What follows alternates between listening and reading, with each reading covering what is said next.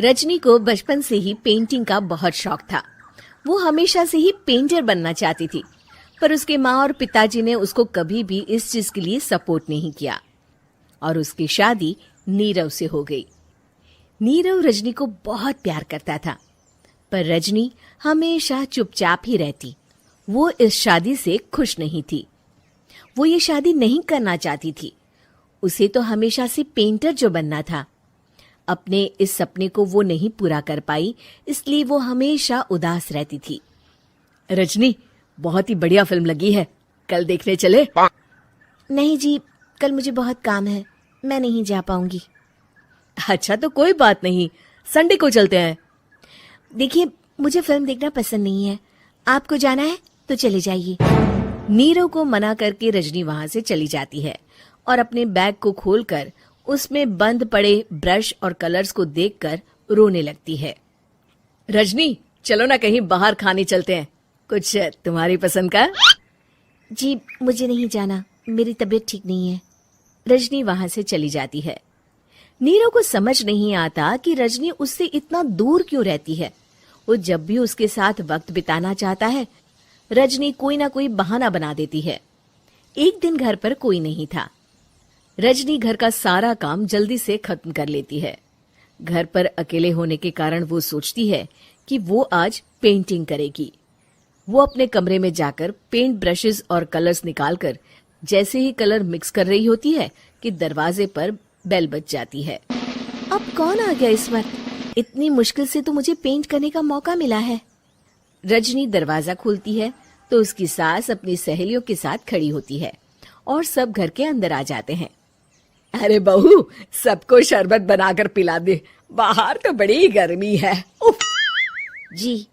Rajni paint ना कर पाने से उदास हो जाती है। उसे गुस्सा भी आ रहा होता है कि उसने इस शादी के लिए हाँ क्यों कह दी। वो रसोई में जा रही होती है कि उसकी सास उसे रोकती है।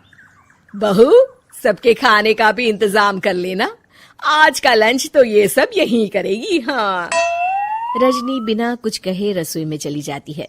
सबके लिए खाना बनाती है। सब खाना खाते हैं और रजनी घड़ी देखती है कि ये सब कब जाएंगे ताकि वो अपनी पेंटिंग कर सके। जब शाम होती है तब सब चले जाते हैं अपने घर। अरे बहू, सब तेरे खाने की तो बहुत तारीफ कर रहे थे, सबको बहुत अच्छा लगा खाना। आपको मुझे सुबह बताना चाहिए था ना कि आपकी सहेलियां आ रही हैं। पता भी है कितना वक्त लगा सारा खाना बनाने में। अरे बहू, तू ऐसे कैसे बात कर रही है मुझसे? तो और कैसे बात करूं? मैं इस घर की कोई नौकरानी नहीं हूं कि इतना काम करूंगी। रजनी अपने कमरे में जाकर दरवाजा बंद कर लेती है। शाम को जब नीरव आता है तो उसकी माँ उसे पूरी घटना के बारे में बताती है। क्या रजनी ने आपसे इस तरह बात की माँ? हाँ, और पता नहीं उसे क्या हो गया है, शाम से बाहर भी नहीं आई है। मैंने तो कई बार आवाज दी, खाना भी नहीं खाया उसने। तू ही बात करके देख ले बेटा।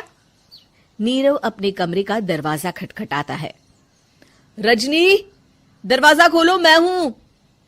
रजनी दरवाजा खोलती है और फिर वापस जाकर अपने बिस्तर पर लेट जाती है। रजनी, माँ से बात करने का ये क्या तरीका है? मैंने कोई गलत बात नहीं की है।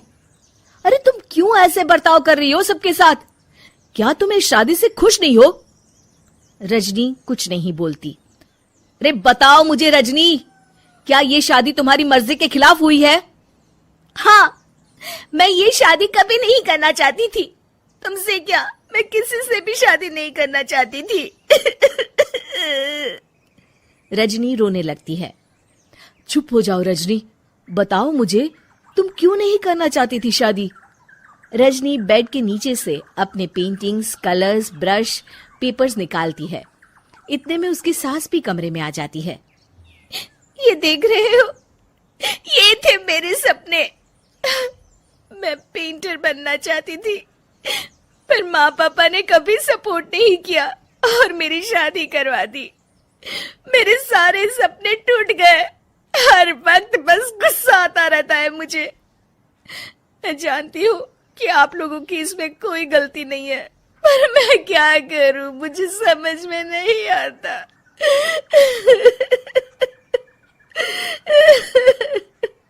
रजनी फूट फूट कर रोने लगती है।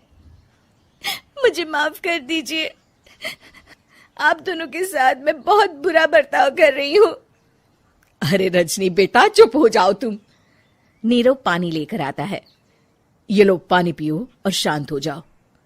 रजनी पानी पीती है और उसकी सास पेंटिंग्स देख रही होती है। अरे नीरव, हमें तो पता ही नहीं था कि हमारी बहू कलाकार है। अरे कितनी अच्छी पेंटिंग्स बनाई है, देखो तो। ये वाली तो मैं अपने कमरे में ले जाऊंगी। आपको ये पेंटिंग्स अच्छी लगी? अच्छी नहीं, बहुत अच्छी लगी। और तुमने हमें बताया क्यों नहीं? तुम जब चाहे पेंटिंग कर सकती हो रजनी। हम तुम्हारे सपनों को पूरा करने में तुम्हारा पूरा साथ देंगे। हाँ बेटा, हम कला की कद्र करते हैं।